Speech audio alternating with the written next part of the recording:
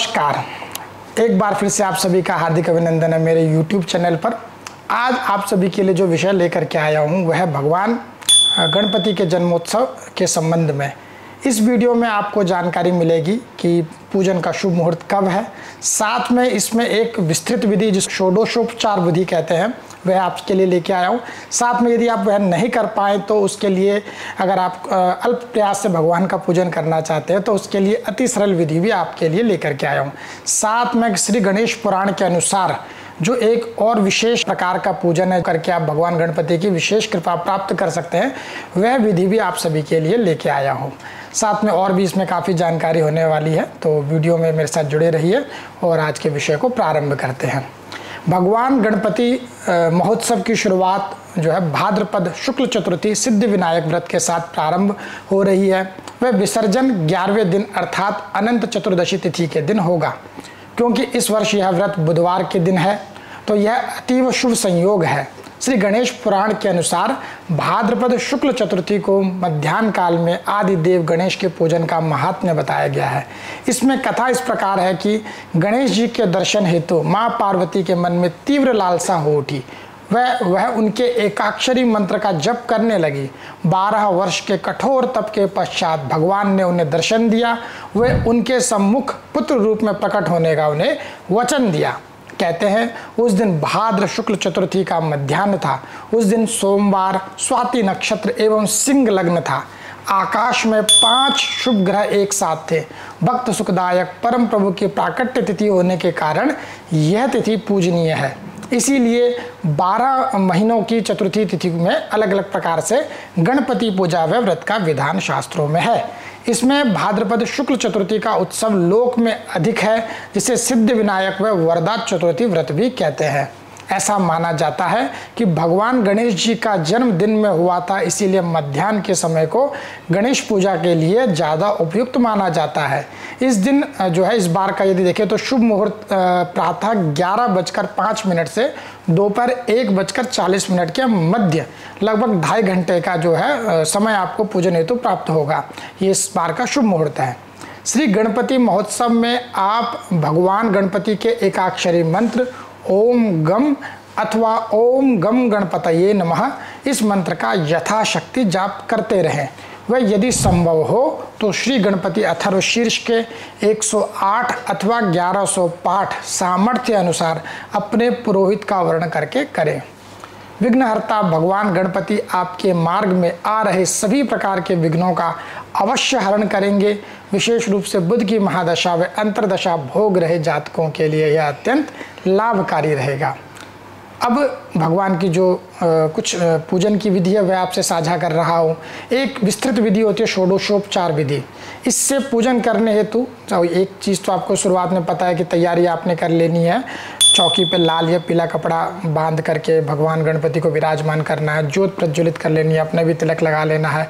सारी सामग्री लगा के चौकी को बढ़िया से सजा लो, सारी सामग्री तैयार कर लो। फिर उसके बाद क्या करना है, सबसे पहले हाथ में दुर्वा अक्षत जल रोली व दक्षिणा रख पूजन का संकल्प करें। तत्पश्चात भगवान का पंचामृत गंगा जल से स्नान कर वस्त्र दूर्वा गंध पुष्प अक्षत सिंदूर जनेऊ सुपारी तांबूल फल पंचमेवा इत्र धूप दीप मोदक दक्षिणा व विशेष अर्घ्य समर्पित करें। उसके बाद आपने प्रणाम करना है, प्रार्थना करनी है, भगवान की आरती करनी है, पुष्पांजलि प्रदान करके प्रदक्षिणा कर लेनी है। यह तो हो गई षोडशोपचार विधि। यदि आपको इसको करने में कष्ट है तो एक और विधि है, अति सरल विधि, जिससे आप भगवान का पूजन कर सकते हैं। पूरी तैयारी कर लेनी है। उसके बाद सबसे पहले वही हाथ में दुर्वा अक्षत जल रोली होती तिलक को और दक्षिणा हाथ में रख के पूजन का संकल्प करना है। इसके बाद भगवान का पंचामृत गंगा जल से स्नान कर उनको वस्त्र दुर्वा अक्षत सिंदूर फूलमाला फल मिठाई मोदक पंचमेवा व दक्षिणा अर्पित करनी है। उसके बाद भगवान को प्रणाम करके आरती करके प्रदक्षिणा कर लेनी है। तो यह हो गई अति सरल विधि। एक और विशेष विधि है जो भगवान गणपति के बहुत बड़े भक्त हैं वह इसको कर सकते हैं। श्री गणेश पुराण में इसका विशेष वर्णन है। तो विशेष पूजन हेतु जो है आपको सबसे पहले क्या करना है, इसमें एक बात का और ध्यान देना, ये तो सब बता रहा हूँ, इतने प्रकार के आपने पत्र पुष्प जो है एकत्रित करने हैं। तो जो भगवान के बहुत बड़े भक्त हैं वो निश्चय ही इसको करने में सक्षम भी होंगे और कर भी लेंगे, ऐसा मैं मानता हूँ। तो विधि सुनिए। सबसे पहले एकाग्र चित्त से सिद्धि विनायक जी का ध्यान करें। वे 21 पत्तों पर इनका नाम लिखकर भगवान गणपति को अर्पित करें। सुमुखाय नमः कहकर शमी पत्र अर्पित करें। गणाधीशाय नमः कहकर भंगरैया का जो है पत्र अर्पित करें। इसी प्रकार उमापुत्राय नमः कहकर बिल्व पत्र, गजमुखाय नमः कहकर दुर्वादल, लंबोदराय नमः कहकर बेर का जो है पत्ता, हरसुनवे नमः कहकर धतूरे का पत्ता, शूर्पकर्णाय नमः कहकर तुलसी दल, वक्रतुंडाय नमः कहकर सेम का पत्ता, गुहाग्रजाय नमः कहकर अपामार्ग, एकदंताय नमः कहकर वन भट्टाया भटकटैया का पत्र, हेरंबाय नमः कहकर पलाश पत्र, चतुर्होत्रय नमः कहकर दालचीनी, सर्वेश्वराय नमः कहकर अगस्त्य पत्र, विकटाय नमः कहकर कन्हेरी पत्र, इबतुंडाय नमः कहकर पत्थर पुष्प, विनायकाय नमः कहकर रुई का पत्र, कपिलाय नमः कहकर अर्जुन पत्र, कटवे नमः कहकर देवदारू, भालचंद्राय नमः कहकर मरुआ पत्र, सुराग्रजाय नमः कहकर गांधारी पत्र एवं सिद्धि विनायकाय नमः कहकर केतकी पत्र चढ़ाएं। ऐसा करने से भगवान सिद्धि विनायक के जो है अपने भक्त से प्रसन्न होकर उनकी मनोकामना को निश्चित रूप से जो है पूर्ण करते हैं, ऐसा शास्त्र का मानना है, हमारा भी मानना है। श्री गणपति विसर्जन इस बार शनिवार 6 सितंबर के दिन है। तो उस दिन गणेश चतुर्थी का जो उत्सव है 10 दिन मनाने के पश्चात अनंत चतुर्दशी के दिन समाप्त होता है, सभी लोग जानते हैं। यह दिन गणेश विसर्जन के नाम से जाना जाता है। अनंत चतुर्दशी के दिन श्रद्धालु जन बड़े ही धूमधाम के साथ सड़क पर जुलूस निकालते हैं, ये सब आप लोगों ने देखा है। और ये भी देखा होगा कि फिर जो है जो भी उनके निकट है, सरोवर है, नदी है, झील है, समुद्र है, उसमें विसर्जन करते हैं। अभी देखिए यह व्रत एक दिन का होता है गणेश चतुर्थी का जो है, और फिर आप जितने भी क्रम से इसको आगे करते हैं। और इसमें कहा गया है कि कम से कम जब आप इसको प्रारंभ कभी करें तो 5 वर्ष तक करना चाहिए। कि मान्यता ऐसी है कि ऐसा करने से भगवान गणेश जी के स्वानंद लोक की प्राप्ति होती है। जैसे भगवान विष्णु का वैकुंठ लोक है, वैसे भगवान गणेश जी का स्वानंद लोक है, उसकी प्राप्ति होती है।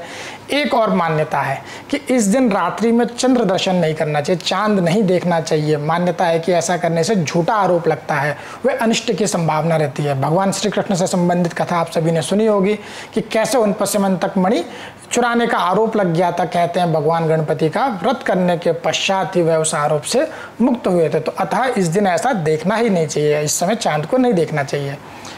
अब विसर्जन के संबंध में कुछ लोगों के मन में शंका रहती है, तो उसके निवारण के लिए है कि वैसे तो आप सभी को पता है कि चतुर्थी के दिन स्थापना करते हैं और 10वें दिन अनंत चतुर्दशी के दिन उसको जो है विसर्जन करते हैं, 11वें दिन अर्थात। फिर भी जो है इसके अतिरिक्त आप अपने सामर्थ्य के अनुसार, जैसे कई लोग होते हैं कि हम इतने दिन शायद ना कर पाएँ, सबकी जो है अवस्था अलग अलग प्रकार से होती है। किसी पे समय का अभाव, किसी पे धन का अभाव, अलग अलग प्रकार का अभाव हो सकता है। तो वे क्या करें, कम से कम 1 दिन, 3 दिन, 5 दिन, 7 दिन व 9 दिन के क्रम से इस पूजन को कर सकते हैं, स्थापना कर सकते हैं। बस यहाँ ये ध्यान दें कि जब आप 1 दिन के लिए स्थापना करें तो विसर्जन दूसरे दिन करें। तो उसको कई लोग 1.5 दिन का भी विचार करते हैं कि 1.5 दिन कहा जाता है उसको, पर इस क्रम से आप वह कर सकते हैं। आशा करता हूँ आपको जो है इस वीडियो में दी गई इतनी सारी जानकारी से आप संतुष्ट हुए होंगे। इस बार भगवान गणपति जी का उत्सव हर वर्ष की भांति आप जो है और भी आनंदित होकर के मनाएंगे। साथ में कुछ ज्योतिष से संबंधित उपाय भी मैंने इसमें सम्मिलित कर दिए हैं, ताकि आप उस दृष्टि से भी संकल्प जब कर रहे हैं तो आप वैसा उच्चारण भी कर सकते हैं। भगवान गणपति निश्चय ही आपकी मनोकामना पूर्ण करेंगे। ओम श्री गणेशाय नमः।